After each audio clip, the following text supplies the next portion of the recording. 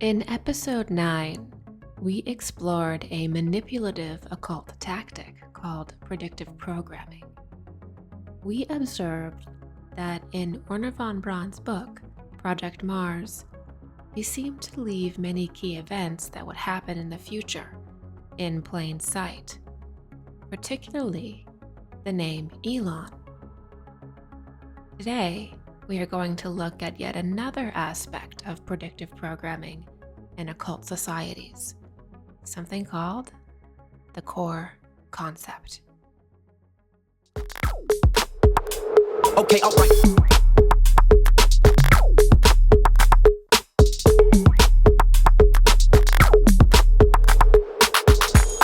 We have learned a great deal about the planet Mars. Add it up. Dr. Werner von Braun.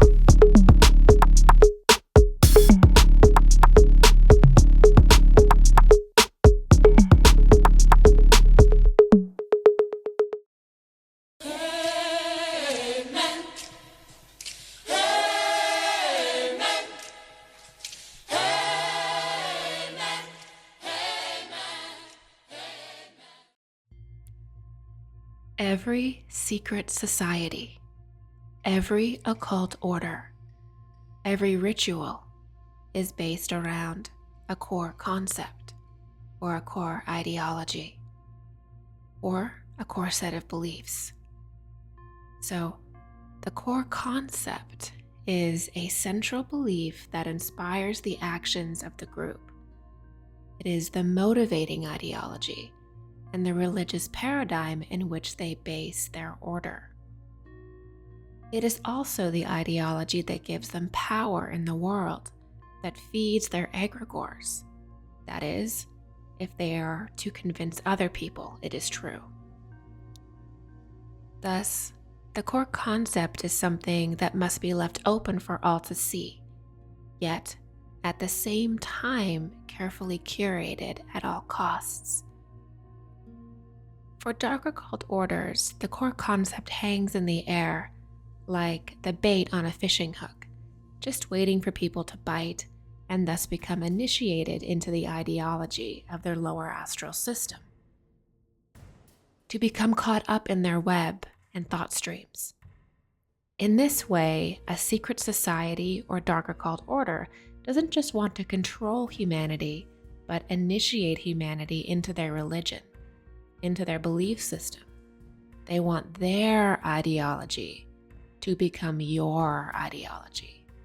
That is how they gain power.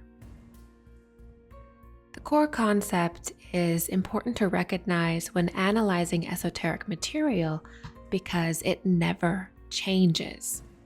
You see, over time, the names, faces, and even locations of certain propaganda narratives can change, but the core concept, the core ideology, the impulse, always remains the same. In this way, one secret occult order can introduce various versions of the same idea, and it doesn't hurt their overall power or position at all. They are free to pivot, drop narratives when they feel exposed, and simply rearrange things as they see fit to suit a new environment. We see this very clearly with the Aldebaran myth of the Thule society. First, the origin story of this group was that members of the Thule society were direct descendants of superhuman alien progenitor gods that came from the Aldebaran system. These superhuman aliens were the reason why we have any advancements at all on the planet. And because the Nazis' inner circle was directly related to these alien gods, it was their birthright to rule the earth. They believed that their superhuman alien genetics made them better than other people who were not the product of the alien gods. However, after the war, people were disgusted by the Nazis, and thus there was no way that the Aldebaran myth an alien god ideology could continue to be propagated as the basis of the new space religion of the coming new age. So, the Aldebaran version faded away. But a few decades later, we see the exact same ideas, the same core concepts emerge in a different package. Just a few decades later, we suddenly see a flood of propaganda that claims that humanity are the children and even creation of alien gods, and that alien beings are the true reason why we have any kind of advancement beyond an animal level existence. All technology, megalithic sites, and high culture are the result of these parental alien visitors. The idea of alien god ancestors suddenly becomes center stage. By the late 60s, we even see an elaborate rewriting and reimagining of ancient texts through figures like Erich von Daniken and Zecharia Sitchin. New theories emerge that tout that aliens are the great civilizers and even creators of humanity. It is pitched as the reasonable and scientific approach, as modern, as what the ancients were always trying to tell us, but we were just too primitive to believe.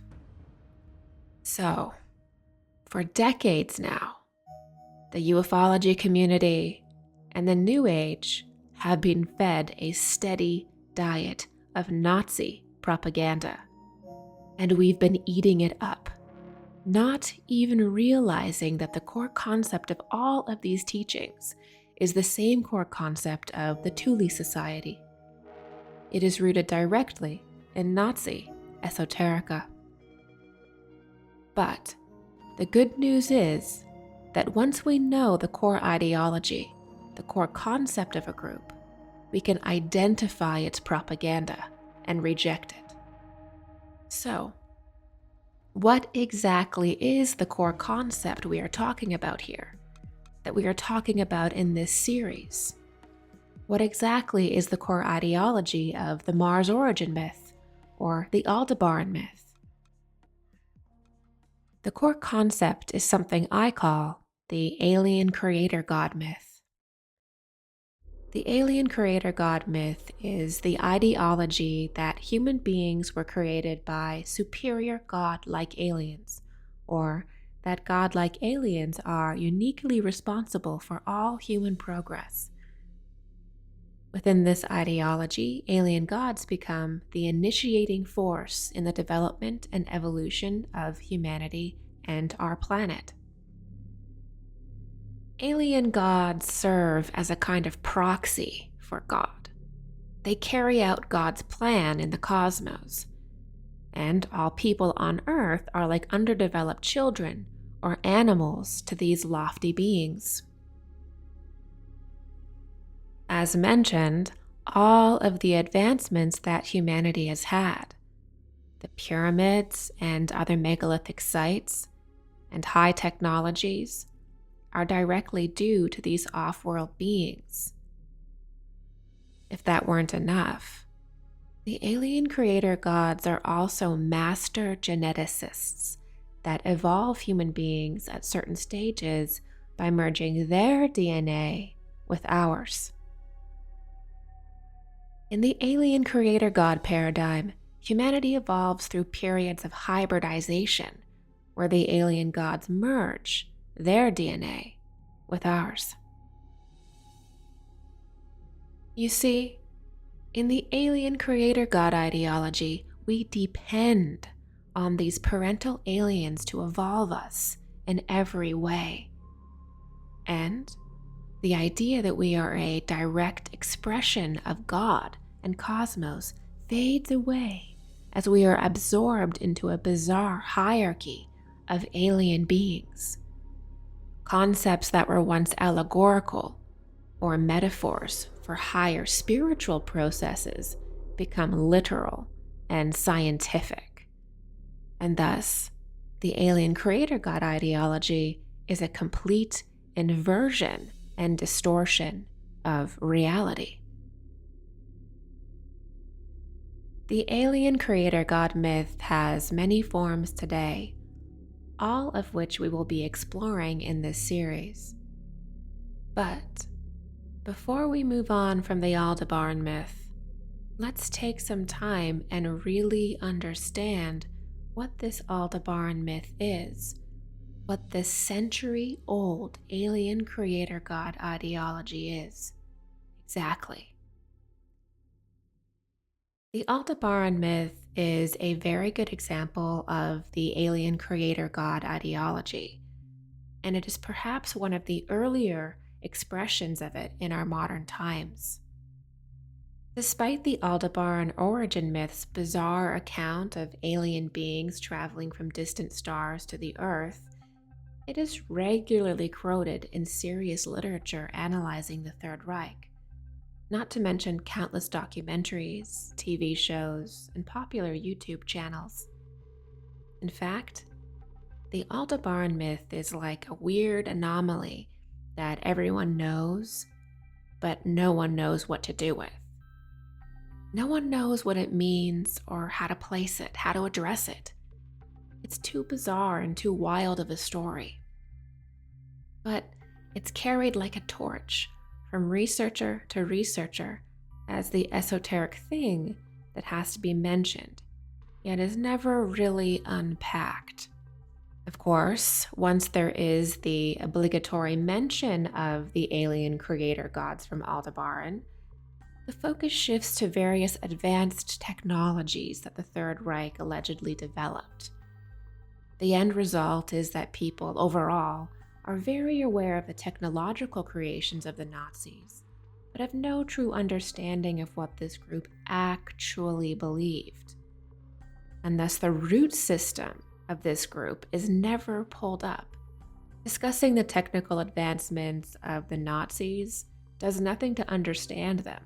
In order to do that, we need to deeply understand their core ideology and esoteric beliefs, their core concepts. You may be asking yourself at this point, how did this Aldebaran story reach the public anyway? How did it enter the mainstream if it was part of the rather secret teachings of a certain occult group? Wouldn't it be hidden at all costs? The reason why the once secret ideology of the Thule Society was publicly shared and propagated was because it had to be. You see, part of all esoteric tradition is the understanding of the ages, or the times of shift on the planet and in the cosmos. Sometimes this is called the precession of ages, or the precession of the equinox. It is known by secret occult groups when certain shifts in consciousness will occur in society and what the shift will represent. Thus, any group seeking to gain or maintain power will need to introduce a new religion that represents the coming age, or they'll need to introduce the ideology of the coming age, or the core concepts of the coming age. Society will need to be led through certain stages that allow these groups to maintain power through the shifting of the ages. It is known that we are shifting into a new age, often called the Aquarian Age, and that this age is the age of cosmic consciousness. Esoterically, this means that humanity will slowly begin to remember their lives and connections with other planetary spheres and stars. They will crave information about humanity's connection to the celestial bodies and seek to understand themselves in cosmic terms. Space travel and discussions about going to other worlds will become the norm. Of course, interdimensionals and aliens will naturally become increasingly popular as well. In order to maintain control and relevance in the coming age, a new human origin story and cosmically oriented spiritual mythos would need to be introduced. This spiritual mythos, at least in the beginning, was the Aldebaran myth, the idea that humanity is created and led by alien gods. And the core concept of this new spiritual mythos is the alien creator god ideology. So, let's take a look at the Aldebaran myth. This particular myth appears in most literature and lectures that deal with the esoteric beliefs of the Nazis.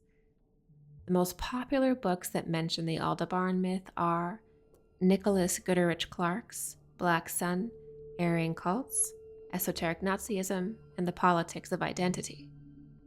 Morning of the Magicians is also often quoted when discussing the Nazi origin story. And the late Jim Nichols went into detail about the Aldebaran myth in his material as well. History Channel and ancient astronaut alumni David Hatcher Childress has written several books explaining the technological superiority of the Nazis and has also mentioned their origin myth in detail. He also cites research that claims that Nazis were going on missions to both Aldebaran and Mars in the 40s. To really understand Aldebaran and this strange alien god origin myth, we have to dive into some esoteric details about the star itself. Aldebaran is the brightest star in the Taurus constellation, making up the bull's eye, the left bull's eye to be exact. Thus, its imagery is associated with the bull in the age of Taurus. Now, the age of Taurus is associated with the Babylonian epoch, or the Babylonian civilization, and the rising of Aldebaran marked the beginning of the Babylonian New Year.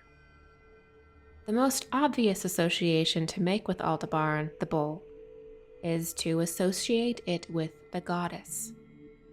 This is clear through Taurus being rooted in Venus, which is the goddess. We can see depictions of this relationship with Hathor in the Egyptian culture, and also, of course, among the Minoans. The Pleiades, also connected with Taurus, is also considered a feminine constellation and the original star of the Great Mother. It is also called the Seven Sisters. Around 5,000 years ago, during the time of ancient Sumeria, Aldebaran aligned with the vernal equinox, marking the beginning of spring in the northern hemisphere. It was considered one of the 4 royal stars.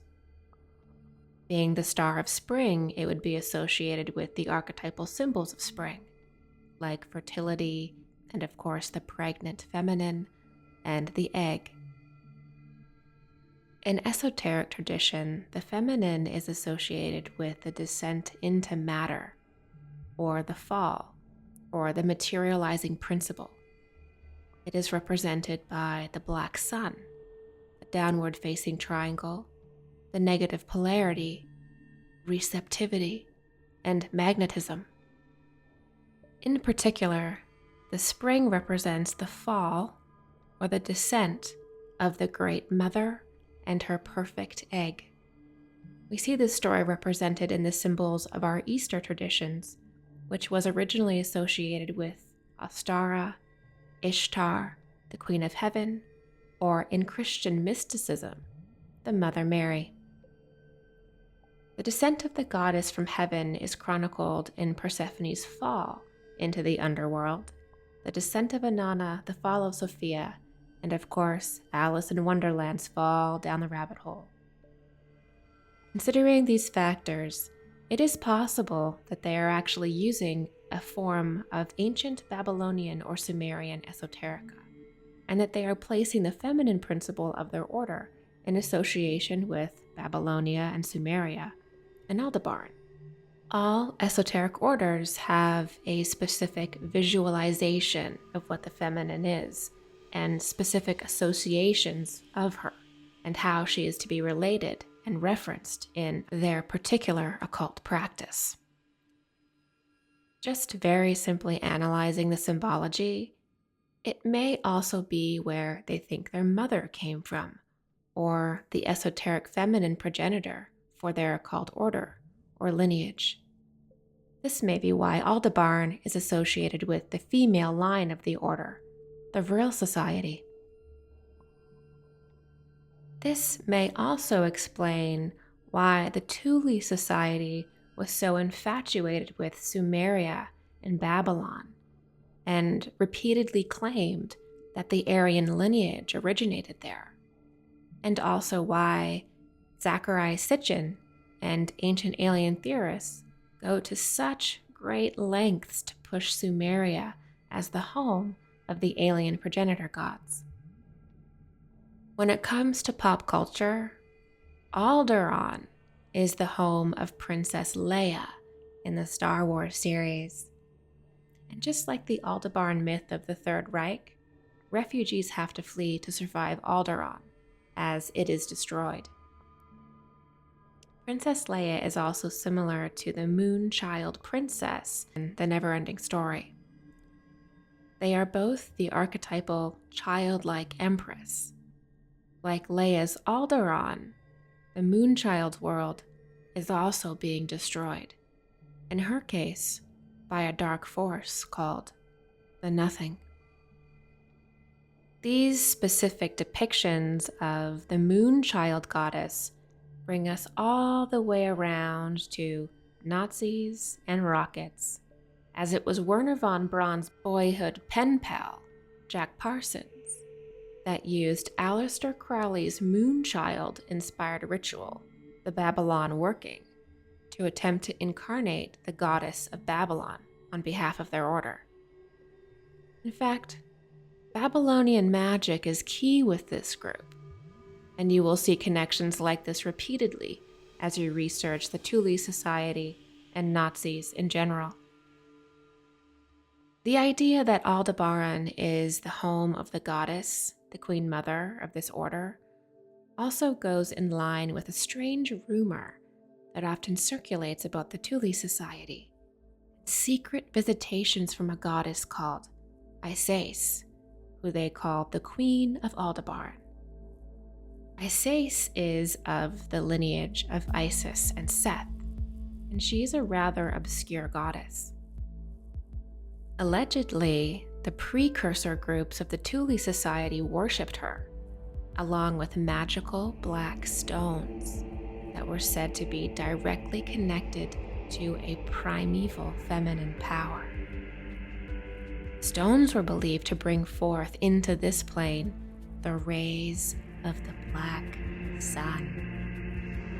To bring forth the rays of the black sun through the planet Venus, through the bull. While this is perhaps another story for another video, it is believed that she would appear to them and give them advice and prophecies. They believed that Isis was the Queen of Aldebaran and that the Vril mediums should aspire to embody her. Isis still appears in neo-Nazi circles as a goddess figure today. Long story short, if the Thule Society has oriented themselves to worship this ancient Babylonian version of the feminine symbolized by the bull and Aldebaran, then they would need to include it in their origin story.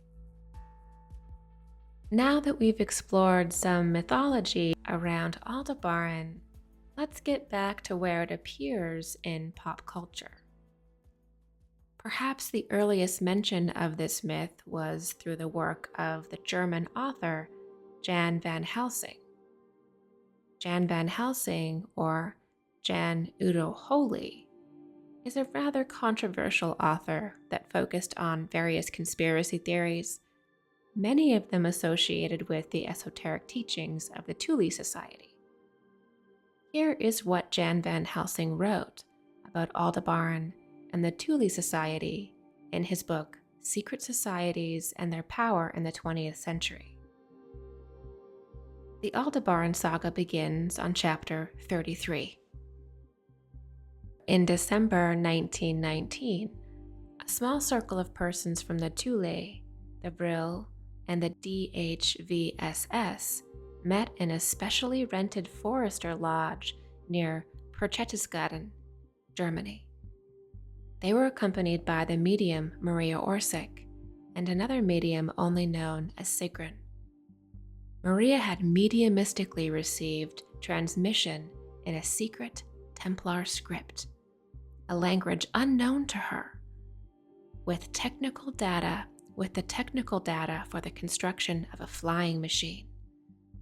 According to Vril documents, these telepathic messages came from the solar system Aldebaran, which is 68 light years away in the constellation Taurus. I would like to present here a short summary of the messages that the Vril medium had received over the years, and which formed the basis for all further actions by the Vril Gesellschaft. The solar system Aldebaran has a sun around it, which revolve two inhabited planets that form the empire Sumeron. The population of the Aldebaran system is divided into the master race of light god people, or Aryans, and several other human races that had developed by negative mutation from the god people because of climatic changes upon the planets. The colored mutant race apparently are on a lower stage of spiritual development. The more the races intermixed, the lower the spiritual development of these people sank, which led to the situation that when the sun, Aldebaran, began expanding, they could no longer maintain the space travel technology of their forefathers and could not leave the planets by their own means. The lower races, totally dependent upon the master race, had to be evacuated and were brought to other inhabitable planets. Despite their difference, all races respected one another and did not interfere with each other, neither the so-called god people nor the lower races. Each respected that the others just made their own developments, in contrast to what happens on Earth. Around 500 million years ago, the light god people started to colonize Earth-like planets after the expansion of the sun Aldebaran, and the resulting heat had made the original planets uninhabitable.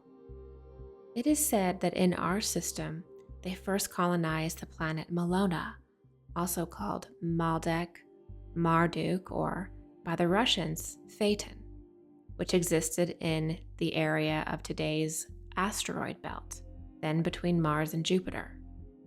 Mars was next. The proof for a highly developed race on Mars is run by the well-known face on Mars and the Pyramid City, which has been photographed by the Mars probe Viking in 1976. It is assumed that the master race of Sumeron Aldebaran then also came to Earth for a visit, witnessed by the petrified impressions of a shoe found to be about 500 million years old, and squashed under the heel of a trilobite, a little crayfish that lived upon the Earth and became extinct about 400 million years ago. The Vril people thought that later, when the Earth became slowly habitable, the race of the Aldebarans landed in Mesopotamia and formed the master caste race of the Sumerians, which were described as fair, white, god people. The Vril telepaths also found that the Sumerian language was not only identical with that of the German, and that the language frequently of the German and Sumerian Aldebaran were almost identical. We cannot know whether these statements about Aldebaran were based on facts, but the construction plans and the technical details that the Vril telepaths received, wherever they came from, were so accurate that they led the most fantastic idea man ever begot: the construction of a flying machine for the other side. The concept of an alternative science emerged. Today one would say a alternative energy forms. It should be noted that because this topic deals with anti-Semitism and racism, much of the literature and interviews that discuss Nazi esoterica are very hard to find today, as they are often banned and removed. Various books on esoteric Hitlerism and Nazi ideologies cannot be found on Amazon or other mainstream marketplaces. This makes it challenging to actually examine and discuss the genuine occult beliefs of the secret societies behind the Third Reich. This leaves us without a lot of satisfying source material. Various whistleblowers also came forward in the 80s and 90s and spoke about the Aldebaran beings, often elaborating on the ideology to include topics like the Antarctic, Sumeria, Mars, the inner Earth, the Black Sun, and descriptions of advanced technologies. These are often considered neo-Nazi beliefs, and there are various groups that believe in and openly promote the traditional mythologies of the Thule Society. The Aldebaran myth was also investigated in this German documentary where a journalist has a conversation with an author named Axel Stoll. Axel says that his father was part of the SS, and that through his father he was able to learn of the inner workings and beliefs of the Nazis. He claimed that superhuman alien progenitor gods came from Aldebaran.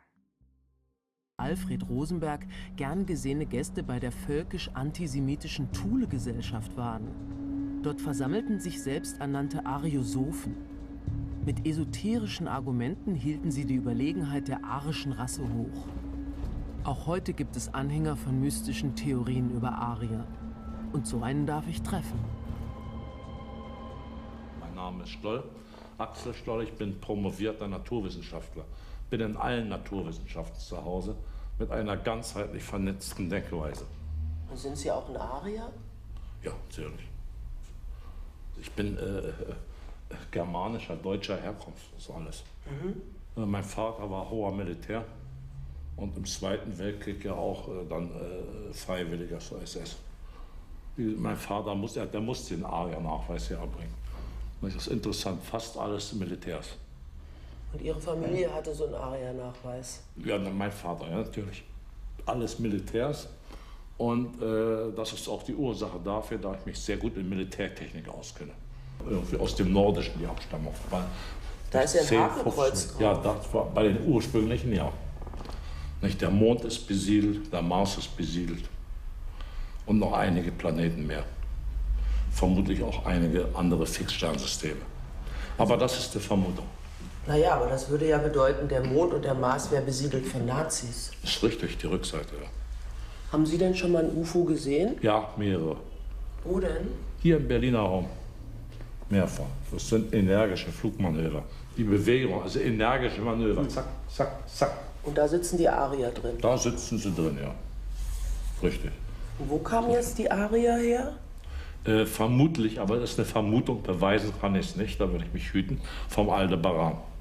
Von diesem Sternensystem? Von diesem Stern im Hauptdisk, die ist 68 Lichtjahre von uns entfernt. Naja, mit Überlichteffekten ist das ein Katzensprung. Also die Arier sind quasi gar nicht hier auf dieser Welt geboren? Gar nicht auf dieser Erde geboren. Tja. Ja. Es gab im Deutschen Reich die sogenannte Vril-Gesellschaft. Und da gab es transmediale Kontakte zum Aldebaran mit den Vril-Damen. Die langen Haare einer Frau, das wissen die wenigsten, fungieren als Sender und Empfänger. Durch die Haare durch? Durch die Haare durch, ja. Aber nur durch die Frauenhaare? Warum? Durch die Männerhaare auch, aber völlig unvollkommen. Da kommt Murks heraus. Und ja, was natürlich. ist jetzt mit meinen Locken? Geht das dann auch? Nee, das ist zu kurz, das Haar. Tut mir leid. Nee, aber weil es ja im Kreis wächst. Das würde auch gehen, aber verstümmelte Information. Ja, das ist, weil das Magnetfeld ist in den Frauenhaaren auch deutlicher ausgeprägt. Und geht das bei Ihnen auch? Nein, verstümmelt kann man vergessen. Warum? Weil das Magnetfeld des männlichen Haares schwächer ist wesentlich. Wie ist denn das jetzt mit dem Wissen der Arier? Sind die schlauer? Was haben die für eine Intelligenz? Hoch, sehr hoch. Und wären andere Menschen auch in der Lage, solche Flugscheiben zu fliegen? Ja, wenn man sie richtig unterrichtet, ja, gehe ich davon aus. Wenn die Menschen genügend Grips haben, Verstand, physikalisches Verständnis, denke ich mal auf alle Fälle ja. Und Ihre sogenannten Arier, würden die auch zum Beispiel mir das beibringen? Sicher, Ja? wenn du Möglichkeit kriegst. Kein Problem. Aber die gucken sich das aus. Das sind keine Rassisten. Nein, nein.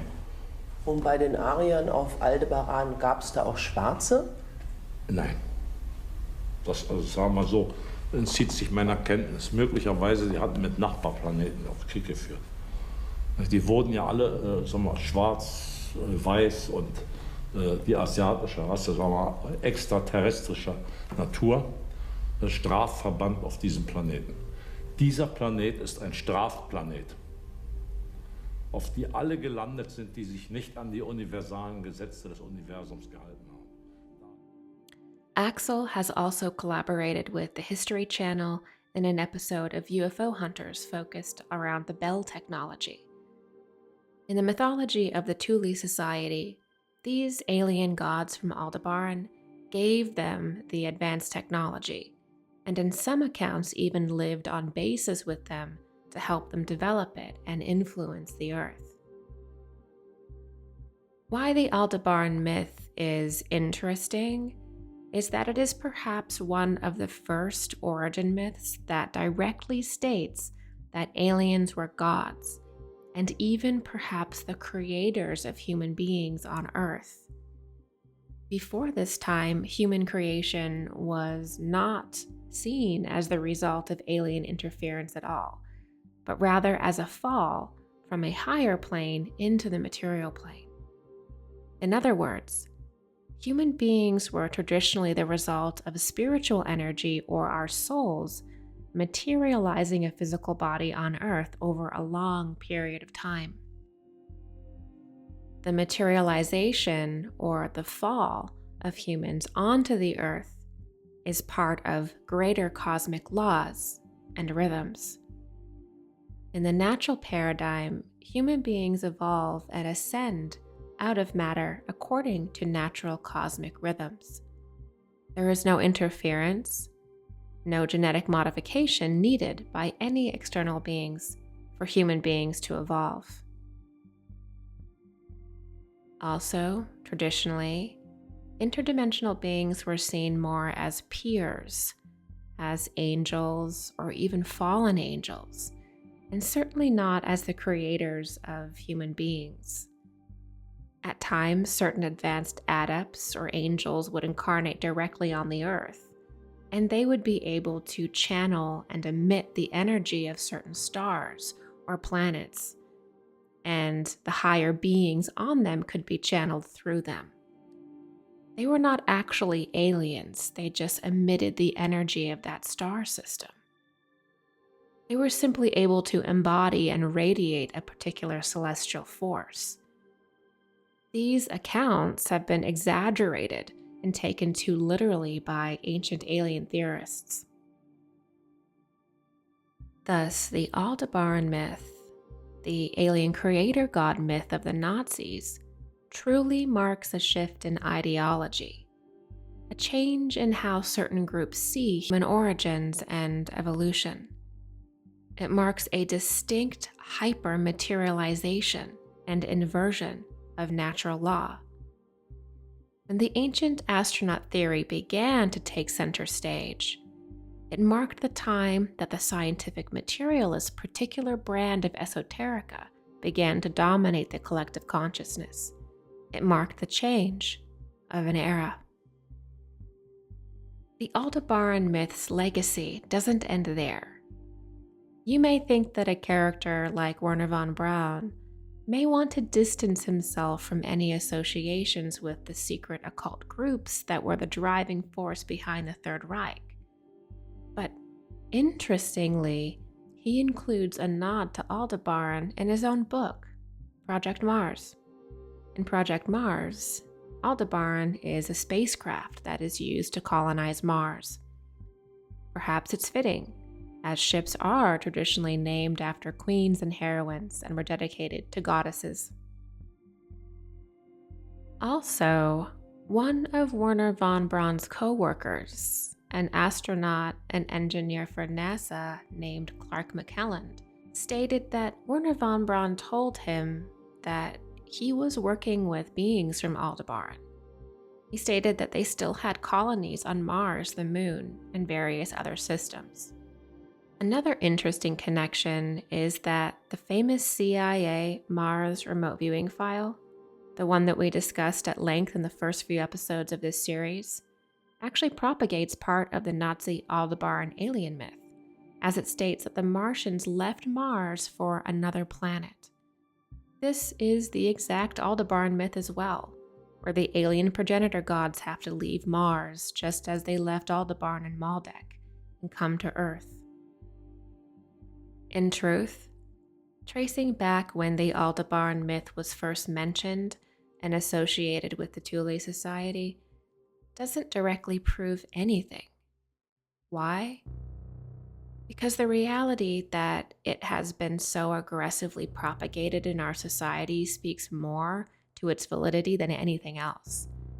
Its constant propagation in the New Age and ufology is the greatest evidence that the alien creator god ideology of the Nazis is alive, well, and very real. It's simple. If this alien creator god ideology was just a kooky, weird belief of the Nazis, why does it get top billing in popular TV series, spiritual streaming platforms, best-selling books, and the lecture circuit? If this ideology were a meaningless fantasy of a deranged secret group, why has it become the central focus in spirituality and ufology? If the Aldebaran myth was truly without merit, it would have simply disappeared. The only thing that has happened since the fall of the public Third Reich in 1945 is that the details of their origin story has slightly changed. Instead of Aldebaran being their planet of origin, it's Mars, or Planet X. Perhaps if those versions fail, it will be Antarctica, or some other location on our own planet, the inner Earth. Perhaps the moon will contain ruins and bones of the great Anunnaki creator gods. It doesn't matter. All of those details can change because the core concept is the same. The alien creator god ideology is the backbone of every story. It is the core belief that can never be removed. And its existence in our world is the source of power for certain dark occult groups. The core concept that we are the creation of superior alien gods exists as a prominent narrative in the alternative communities. We are in fact infected with the alien creator god ideology. We are infected to the point that we have forgotten our genuine origins and pathway into higher levels of consciousness. Like a virus of the mind, even well-meaning people become infected with the alien god myth, and they spread it. So, the Aldebaran myth is still very much alive. It's just wearing a different hat. The Third Reich?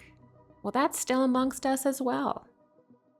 The only real question left is, what are we gonna do about it? Thank you so much for joining me today for this episode of In Plain Sight, the Mars Mysteries. I love making this content, and if you enjoy it as well, please consider supporting my work by making a donation or joining my website. I do private live streams for members that go even deeper into topics like this, and I also directly take your questions. It's an amazing community, and we have forums and discounts on my courses. So please like share, subscribe, and comment. And I'll see you next time.